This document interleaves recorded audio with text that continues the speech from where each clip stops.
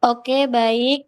Halo, kami dari kelompok 7 ingin mempresentasikan hasil dari kelompok kami yang berjudul Pengaruh Lingkungan Kerja dan Kompensasi Terhadap Kepuasan Kerja.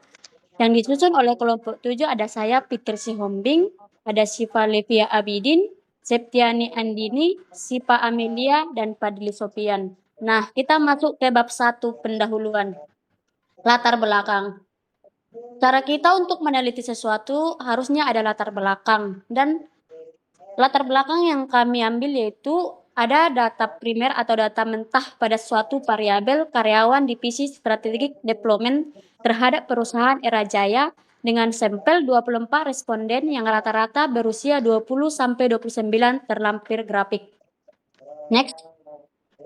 Salah satu faktor yang mempengaruhi kepuasan kerja karyawan dalam melaksanakan tugas adalah lingkungan kerja, yaitu hal-hal di sekitar pekerja yang bisa mempengaruhi diri sendiri dalam melaksanakan pekerjaannya. Niti Semito 1996. Next. Lingkungan kerja adalah segala sesuatu yang ada di sekitar pekerja dan yang dapat mempengaruhi dirinya dalam menjalankan tugas-tugas yang dibebankan. Perusahaan ingin karyawan memiliki kepuasan di tempat kerja dan memiliki kesetiaan pada perusahaan. Salah satu upaya yang dilakukan untuk mewujudkan hal ini yang dilakukan perusahaan yaitu dengan memberikan kompensasi kepada karyawan.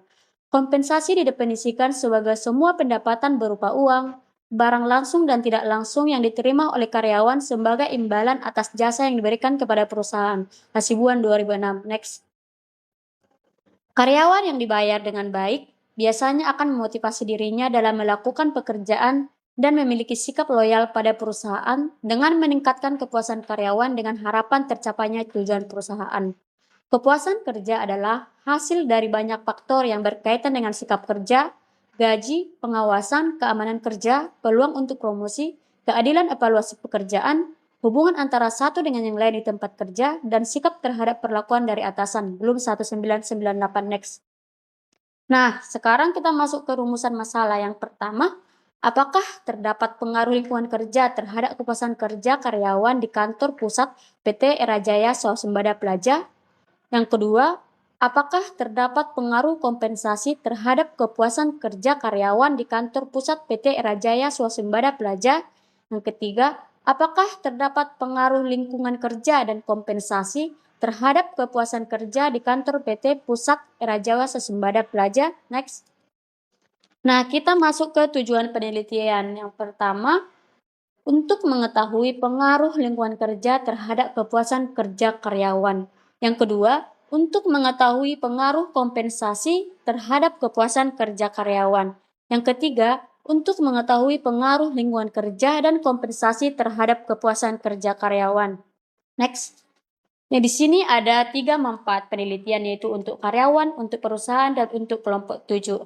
Untuk karyawan yaitu 1. Membantu memahami faktor-faktor yang mempengaruhi kepuasan kerja mereka. Yang kedua, menjadi sarana menyampaikan aspirasi. Yang ketiga, meningkatkan kesejahteraan dan menciptakan lingkungan kerja yang lebih nyaman dan kondusif. Untuk perusahaan yaitu mendapat masukan untuk evaluasi dan perbaikan sistem kompensasi, mengetahui tingkat kepuasan kerja karyawan, meningkatkan produktivitas, mengurangi turnover karyawan.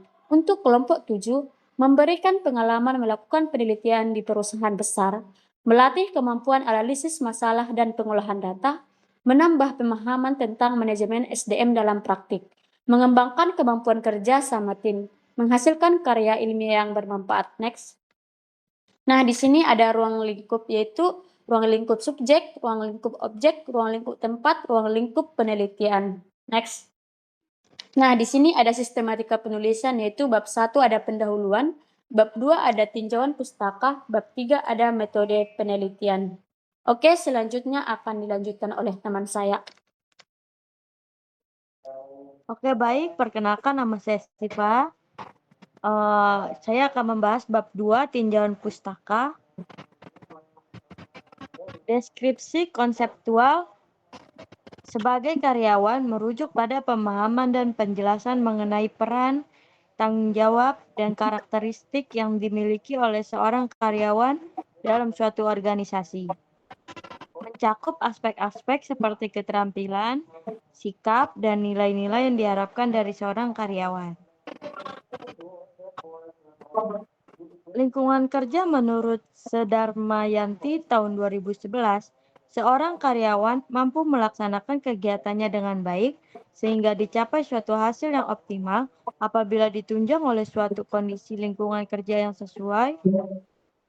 Menurut Sutrisno tahun 2010, lingkungan kerja adalah keseluruhan sarana dan prasarana kerja yang ada di sekitar pegawai yang sedang melakukan pekerjaan yang dapat mempengaruhi pelaksanaan pekerjaan.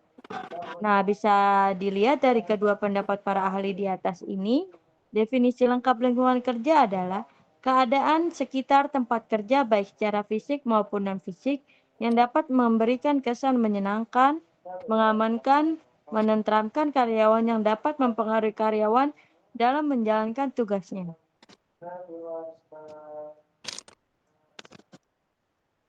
Kompensasi. Kompensasi adalah faktor penting yang mempengaruhi bagaimana dan mengapa orang-orang memilih untuk bekerja di sebuah organisasi daripada organisasi yang lain. Menurut Mattis dan Jackson tahun 2006. Kepuasan kerja merupakan hal bersifat individual dan tergantung pada persepsi seseorang tentang apa yang dirasakan mengenai pekerjaan. Menurut Hasibuan tahun 2014. Kepuasan kerja adalah sikap emosional yang menyenangi dan mencintai pekerjaannya.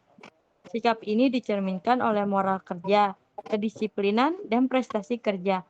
Berdasarkan Harta Tech tahun 2014, menjelaskan lebih lanjut bahwa teori kepuasan kerja merupakan mengungkapkan apa yang membuat sebagian orang lebih puas terhadap pekerjaannya daripada beberapa lainnya.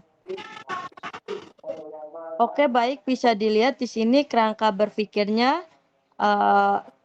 lingkungan kerja X1 kompensasi X2 dipengaruhi oleh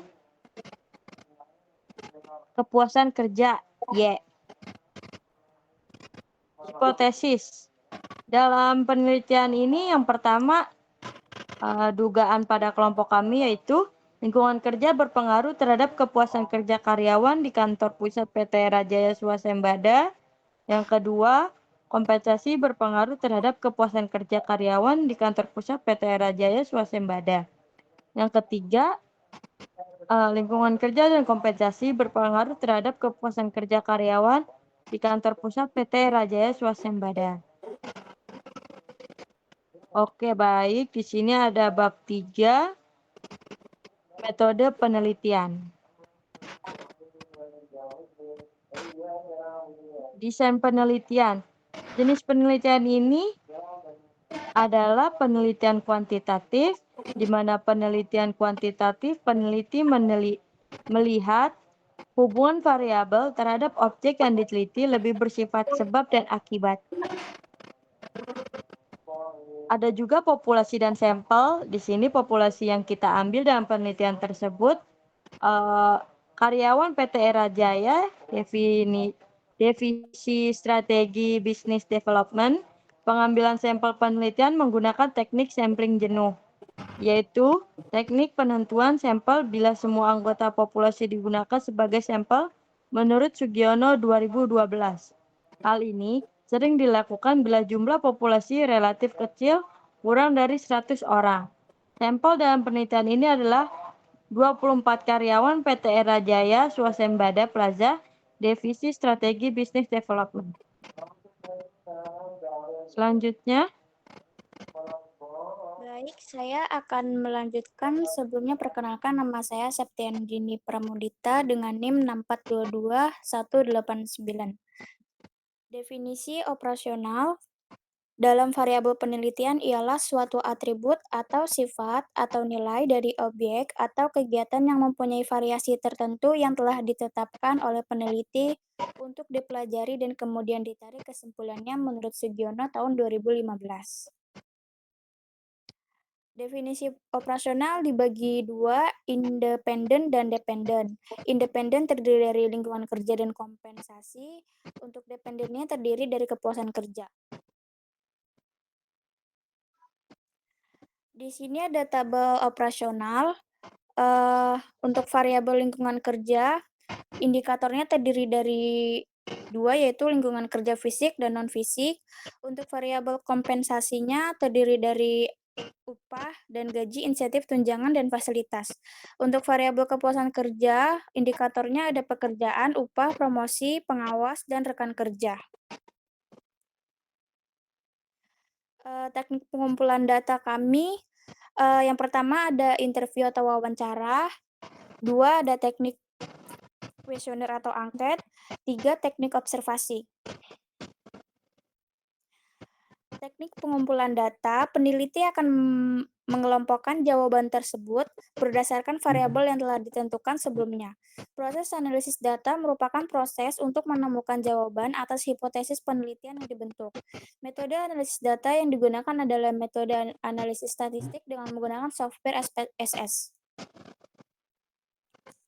Uji instrumen dilakukan untuk mengetahui apakah instrumen yang digunakan betul-betul mengukur yang seharusnya diukur, dan untuk melihat konsistensi dari instrumen tersebut dalam mengungkapkan fenomena dari sekelompok individu, meskipun dilakukan dalam waktu yang berbeda menurut Sugiono. Tahun 2000, uji validitas adalah uji yang digunakan untuk menunjukkan sejauh mana alat ukur yang digunakan dalam suatu mengukur apa yang diukur. Menurut Ghazali tahun 2009 menyatakan bahwa uji validitas digunakan untuk mengukur sah atau valid tidaknya suatu kuesioner. Selanjutnya akan dibacakan oleh teman saya. Halo, perkenalkan nama saya Fadli Sofian. Jadi di sini ada uji rehabilitas menurut Sugiarto dan Situnjak tahun 2006 menyatakan bahwa rehabilitas menunjukkan pada suatu pengertian bahwa instrumen yang digunakan dalam penelitian untuk memperoleh informasi yang digunakan dapat dipercaya sebagai alat pengumpulan data dan mampu mengungkap informasi yang sebenarnya di lapangan. Lalu di sini ada presentase metode, yaitu A.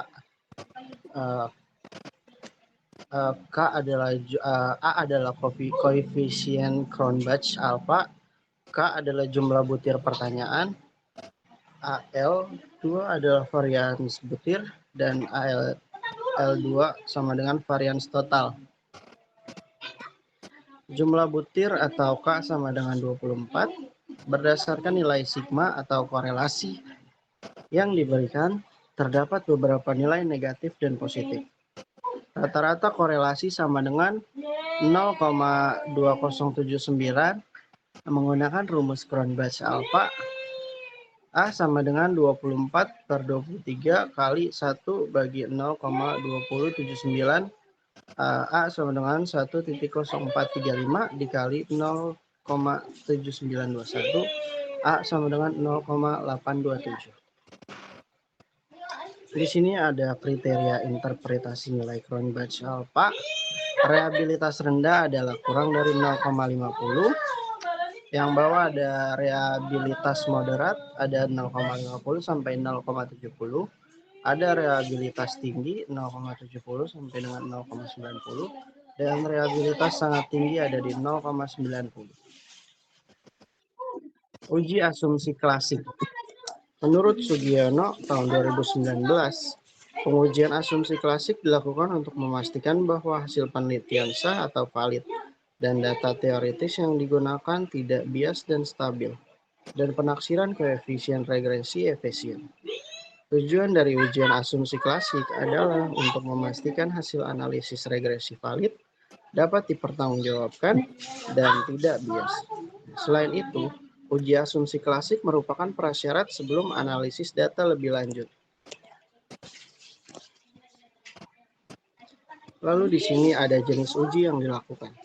Yang pertama ada uji normalitas, uji linearitas, uji homogenitas, uji heteroskedasitas, uji autokorelasi. Uji normalitas. Definisi uji normalitas adalah pengujian untuk menentukan apakah suatu data mengikuti distribusi normal atau tidak. Tujuannya yaitu pertama memastikan data berdistribusi normal sebagai syarat statistik parametrik, 2 menemukan metode statistik yang akan digunakan, ketiga memvalidasi asumsi dalam analisis statistik. Mengapa penting? Nomor 1, menentukan teknik statistik yang tepat untuk analisis selanjutnya. Kedua, memastikan hasil penelitian dapat generalisasi. Ketiga, meningkatkan validitas kemampuan statistik. Metode pengujiannya ada 4. Yang pertama, Kolmogorov-Smirnov. Kedua, Shapiro-Wilk. 3, chi-square. Keempat, analisis grafik atau normal QQ-plot. Menurut Ghazali tahun 2016, data dinyatakan normal jika signifikansi lebih dari 0,05. Selanjutnya akan dibacakan oleh teman saya. Silakan. Selanjutnya, perkenalkan nama saya Sifria Putri. Selanjutnya ada uji linearitas. Uji linearitas itu uji untuk mengetahui apakah dua variabel mempunyai hubungan yang linier secara signifikan atau tidak. Tujuannya 1. Mengetahui bentuk hubungan antara variabel bebas dan terikat. 2. Memastikan model regresi yang digunakan tepat. 3. Konfirmasi asumsi linearitas dalam analisis regresi. Mengapa penting? 1. Menentukan model analisis yang akan digunakan memastikan ketepatan prediksi. 3. Dasar penggunaan analisis regresi. Metode pengujian ada 3. Yang pertama ada test for linearity. Kedua ada Ramsey reset test. Ketiga ada graphic scatter plot. Menurut Sutrisno Hadi tahun 2014, hubungan linear terjadi jika nilai F hitung kurang dari F-table dengan signifikan lebih dari 0,05. Selanjutnya ada uji homogenitas untuk menentukan apakah varians dari 2 atau lebih kelompok data adalah sama. Tujuannya 1. Memastikan kelompok data memiliki varians yang sama. 2. Validasi asumsi dalam uji parametrik. Ketiga, menentukan teknik analisis yang tepat. Mengapa penting? 1. Syarat penggunaan uji parametrik. 2. Memastikan perbandingan antar kelompok valid. 3. Menghindari bias dalam analisis. Metode pengujian ada 3. Yang pertama ada Levenes test, yang kedua ada Barclays test, dan yang ketiga ada V-test.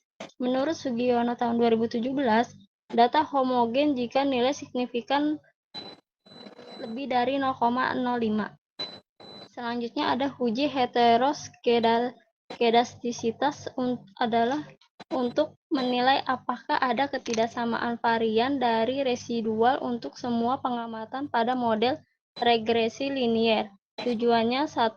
Mendeteksi ketidaksamaan varian residual.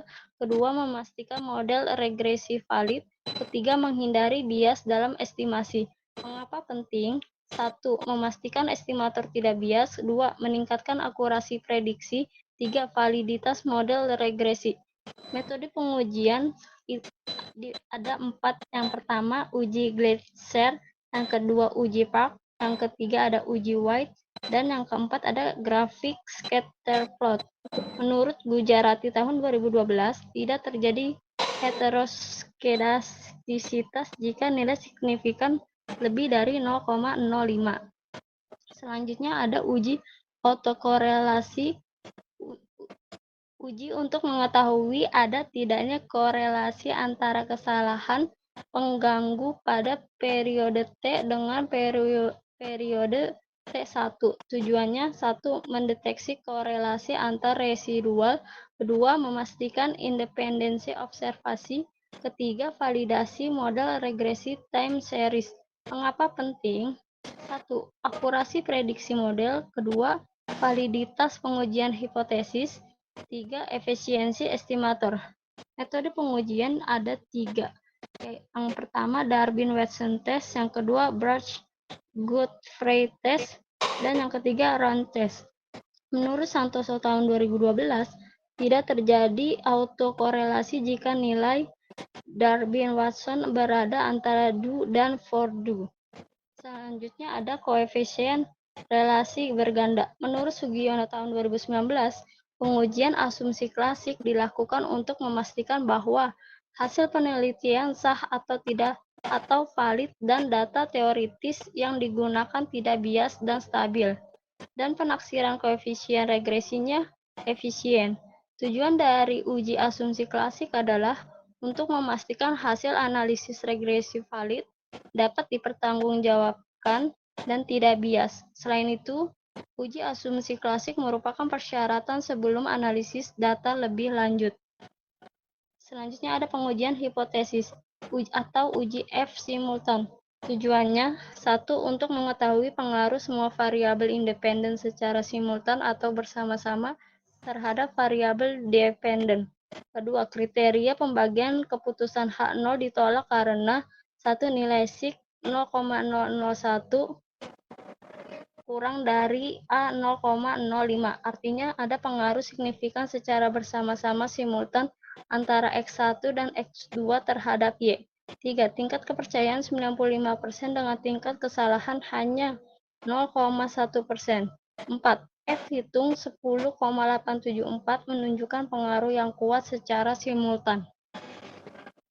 Selanjutnya ada pengujian hipotesis atau uji T simultan. Tujuannya, satu, untuk mengetahui besarnya signifikan pengaruh variabel bebas terhadap variabel terikat secara parsial. Dua, kriteria pengambilan keputusan. X1 H0 diterima karena nilai signifikansi 0,811 lebih besar dari alfa 0,05. Ini menunjukkan bahwa tidak cukup bukti statistik untuk menyatakan X1 berpengaruh terhadap Y. Kedua, X2 H0 ditolak karena nilai signifikasi 0,02 lebih kecil dari alfa 0,05 menunjukkan X2 berpengaruh signifikan terhadap Y. Terima kasih. Oke, baik. Sekian presentasi dari kelompok 7. Sekian dan terima kasih.